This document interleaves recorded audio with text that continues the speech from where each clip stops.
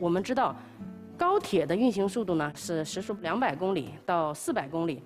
那我们这个飞机的这个运行的速度呢是时速800公里到1200公里。那么我们